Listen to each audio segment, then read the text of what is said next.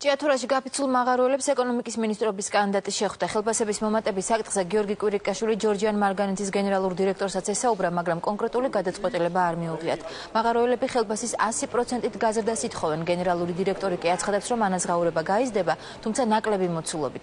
ერთადერთი საკითხი, რაზეც მინისტრობის კანდიდატი და კომპანიის დირექტორი შეთანხმდნენ, ის არის, რომ ეკონომიკის სამინისტროდან უახლოეს პერიოდში ჭიათურაში ტექნიკური და სამშენებლო ზედამხედველობის სააგენტოს თანამშრომლები ჩავლენ, რომლებიც ადგილზე შეისწავლიან უსაფრთხოების ნორმებს. მაღაროელები კი მოთხოვნების დაკმაყოფილებამდე გაფიცვის შეწყვეტას არ აპირებენ. დაგვიდნენ რომ ჯერობა არის და იქნება მატება ყველაფერს და მოგიმატებენ ხელფასსაც.